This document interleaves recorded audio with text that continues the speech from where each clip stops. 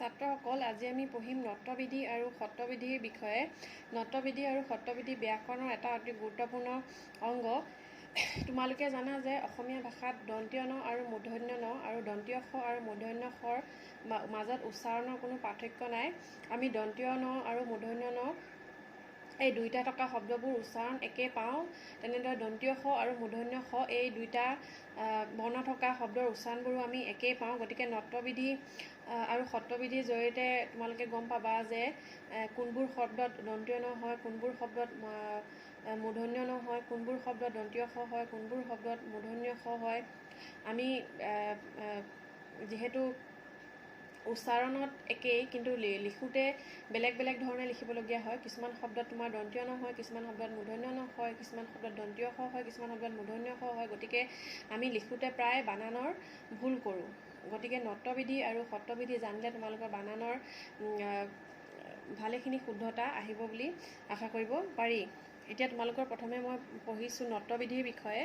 যি বিধিমতে দন্ত্য নয় মূৰ্ধন্য ন ৰূপ লয় তাকে নট্যবিধি বোলে। অৰ্থাৎ যি নিয়মৰ মতে দন্ত্য নবোৰ মূৰ্ধন্য ন হয় শব্দত, সেইবিলাকেই হয় তোমাৰ নট্যবিধি। নট্যবিধিত শব্দৰ সংস্কৃত উচ্চাৰণ ধৰা হয়। অৰ্থাৎ সংস্কৃত ভাষাৰ যি উচ্চাৰণৰ বিধি বা সেইটোকে আমাৰ অসমীয়া ভাষাটো ধৰা হয় নট্যবিধিৰ ক্ষেত্ৰত।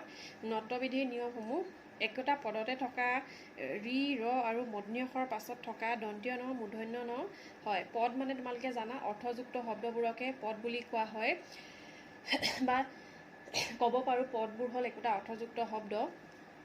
সেই শব্দ বা ক'ব পাৰোঁ পদবিলাকত থকা ৰি, ৰ আৰু মূৰ্ধন্য সৰ পাছত থকা দন্ত্য ন মূৰ্ধন্য ন হয়। যেনে ঋণ, তৃণ, বৰ্ণ, কৰ্ণ, কৃষ্ণ, বিষ্ণু, জীৰ্ণ, বৰষুণ আদি। একেটা পদতে যদি ৰি, ৰ আৰু মূৰ্ধন্য স থাকে, তাৰ পাছত থকা দন্ত্য নবোৰ মূৰ্ধন্য ন হয়। যেনে ঋণ, তৃণ, বৰ্ণ, কৰ্ণ, কৃষ্ণ, বিষ্ণু, জীৰ্ণ, বৰষুণ আদি। একেটা পদতে থকা ৰি, ব, মূৰ্ধন্য স আৰু দন্ত্য নৰ মাজত স্বৰ বৰ্ণ ক বৰ্গ বা প বৰ্গৰ কোনো বৰ্ণ বা অন্তস্থ ওজ ৱ স ব্যৱধান থাকিলেও দন্ত্য ন মূৰ্ধন্য ন হয়। যেনে কৃপণ, ৰাৱণ, ৰুক্মিণী, গ্ৰহণ, পাষাণ, কৰুণ আদি। যেনে ক বৰ্গ অৰ্থাৎ ক, খ, গ, ঘ, ঙ, প বৰ্গ প, ফ, ব, ভ, ম এনেকুৱা ধৰণৰ বৰ্ণ যদি থাকে বা অন্তস্থ জ, ৱ, স ব্যৱধান থাকিলেও দন্ত্য নবোৰ মূৰ্ধন্য ন হয়গৈ। আৰু মূৰ্ধন্য ত বৰ্গৰ কোনো বৰ্ণ, যেনে মূৰ্ধন্য ত, মূৰ্ধন্য থ এইকেইটা সেই মূৰ্ধন্য ত বৰ্গৰ যিকোনো বৰ্ণৰ লগত যুক্ত হ'লে দন্ত্য ন মূৰ্ধন্য ন হয়। মূৰ্ধন্য ত বৰ্গৰ লগত যদি যুক্ত হয় তেনেহ'লে সেই দন্ত্য ন হয় মূৰ্ধন্য ন। যেনে ঘণ্টা, কণ্টক, পিণ্ড, কণ্ঠ, বিষণ্ণ, অণ্ড, দণ্ড ইত্যাদি। তাৰপিছত আহিলে তোমাৰ উত্তৰ, দক্ষিণ, চান্দ্ৰ, পৰা, নাৰ, ৰাম আদি শব্দৰ পাছত থকা অয়ন শব্দৰ দন্ত্য ন মূৰ্ধন্য ন হয়। যেনে উত্তৰায়ণ, চান্দ্ৰায়ণ, পৰায়ণ, নাৰায়ণ, ৰামায়ণ ইত্যাদি। আৰু প্ৰ, পূৰ্ব, অপৰ আদিৰ পাছত থকা অহন শব্দৰ দন্ত্য ন মূৰ্ধন্য ন হয়। প্ৰ, পূৰ্ব, অপৰ এইকেইটাৰ লগত যেতিয়া অহন শব্দটোৰ লগত যিটো দন্ত্য ন সেইটো মূৰ্ধন্য ন হয়। যেনে প্ৰাহ্ন, পূৰ্বাহ্ন, অপৰাহ্ন আদি। অক্ষ শব্দৰ পাছত থকা উহিনী শব্দৰ লগত দন্ত্য ন আৰু শূৰ্প শব্দৰ পাছত থকা ন শব্দৰ দন্ত্য ন মূৰ্ধন্য ন হয়। যেনে অক্ষৌহিণী, শূৰ্পণখা। অৰ্থাৎ তোমাৰ এতিয়া শূৰ্পণখা নখটো তোমাৰ দন্ত্য ন হয়, কিন্তু ইয়াত শূৰ্প শব্দৰ পাছত লগাৰ কাৰণে দন্ত্য নটো মূৰ্ধন্য ন হৈ পৰিছে। কিছুমান শব্দত তোমাৰ কি কৈছে স্বাভাৱিকতে মূৰ্ধন্য ন হয়। যেনে বাণিজ্য, বণিক, বাণী, বেণু, বাণ, কণিকা, কংকণ, অনু, গৌণ, চিকুণ আদি। অৰ্থাৎ কিছুমান শব্দত কোনো নিয়ম নথকাকৈ এনেই তোমাৰ মূৰ্ধন্য ন হয়। এইবিলাক শব্দ হয় এইবিলাক। আৰু এইটো কি দিছে তোমাৰ আম্ৰ আদি শব্দত আগত থাকিলে বন শব্দৰ দন্ত্য ন মূৰ্ধন্য ন হয়। যেনে আম্ৰবন। এতিয়া আম্ৰ শব্দটো যদি আগত থাকে তেনেহ'লে বন শব্দটোৰ লগত দন্ত্য নটো তোমাৰ মূৰ্ধন্য ন হৈ পৰে। আম্ৰৰ লগত যদি বন শব্দটো লাগে, বনত এনেই তোমাৰ দন্ত্য ন হয়, কিন্তু আম্ৰৰ লগত লগ লাগিলে সেই শব্দটো মূৰ্ধন্য ন হৈ পৰে।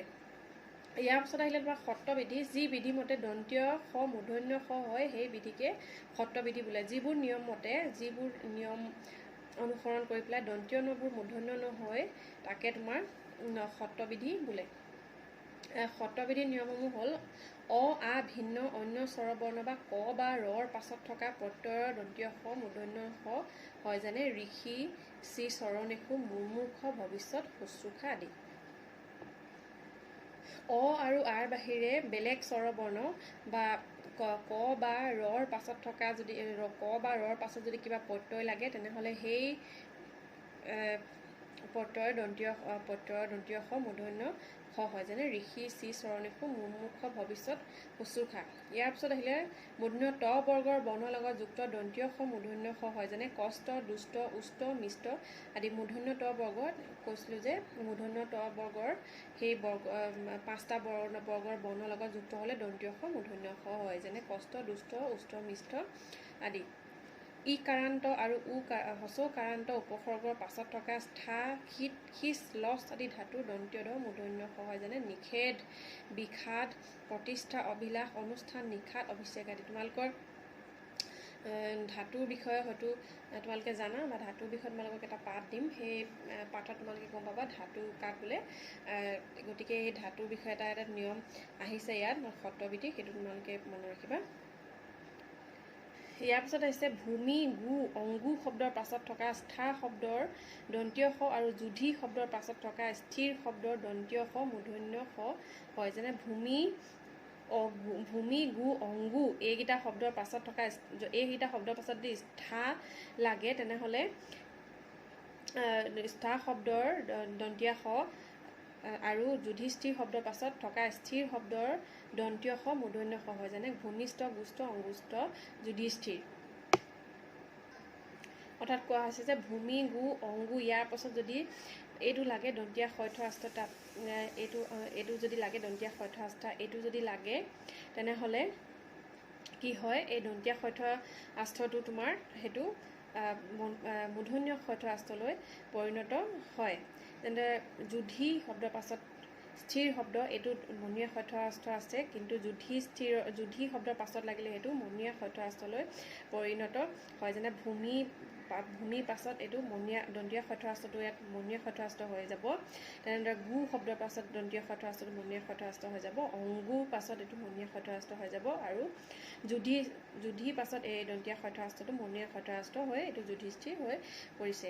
সেইদৰে আৰু নিয়ম আছে সু আৰু বি উপসৰ্গৰ পাছত থকা সম শব্দৰ দন্তীয় স মূৰ্ধন্য স হয়। এতিয়া তোমালোকৰ উপসৰ্গৰ বিষয়ে তোমালোকক কিছুমান সম্যক ধাৰণা দিম। এই উপসৰ্গৰ লগত জড়িত কিছুমান ইয়াত এটা নিয়ম দিছে। সু আৰু বি এই দুটা হ'ল উপসৰ্গ। এই উপসৰ্গৰ পাছত যেতিয়া সম শব্দ লাগে সেই সম শব্দৰ দন্তীয় স মূৰ্ধন্য স হয়। যেনে সু যোগ মূৰ্ধন্য স ম সুষম, সুষমা, বিষম। ইয়াত যিটো সু পাছত দন্তীয় স লাগিবলগীয়া আছিলে, কিন্তু ইয়াত সু আৰু বি এই দুটা উপসৰ্গ হৈ গ'লে সেই দন্তীয় সটো মণিয়া স হয়। যেনে সু মণিয়া স ম সুষম, সুষমা, তাৰপিছত এইটো বি উপসৰ্গৰ পাছত দন্তীয়া স হ'বলগীয়াটোত মণিয়া স ৰূপ লৈ পেলাই বিষম হৈছে। প্ৰত্যয় যোগ হ'লে হবিচ আৰু চাক্ষুষ শব্দৰ দন্তীয় স মূৰ্ধন্য স হয়। প্ৰত্যয় যদি যোগ হয় তেনেহ'লে হবিচ আৰু চাক্ষুষ শব্দৰ দন্তীয় স মূৰ্ধন্য স হয়। যেনে হবিষ্য, চাক্ষুষ। তোমালোকৰ প্ৰত্যয়ৰ বিষয়ে এইটো ধাৰণা আছে বা তোমালোকক আৰু কিছু ধাৰণা ইয়াৰ বিষয়ে দিম। এই প্ৰত্যয়ৰ থকা এটা তোমাৰ ইয়াত সংজ্ঞাও দিছে, সেই নিয়ম এটা দিছে, সেইটো তোমালোকে মনত ৰাখিবা। কিছুমান শব্দ স্বাভাৱিকতে মূৰ্ধন্য স হয়। যেনে ভাষা, বৰ্ষা, হৰ্ষ, দুখ, বিষাদ, বিষয়, শোষণ, তোষণ, পোষণ, ভূষণ, ৰোষ, ৰোষণ, পুৰুষ, কৃষক, ঔষধ, পুষ্প, ভীষ্ম, গ্ৰীষ্ম, বিশেষ, বিশেষ্য, বিশেষণ, কৰ্ষণ, বৰ্ষণ, ঘৰ্ষণ, সূৰ্ষ, পাষণ্ড, দুখ, বিষ, পাষাণ, তৃষা, কলুষ আদি। গতিকে ছাত্ৰসকল, আজি আমি পঢ়িলোঁ নট্যবিধি আৰু সত্ৰবিধিৰ বিষয়ে।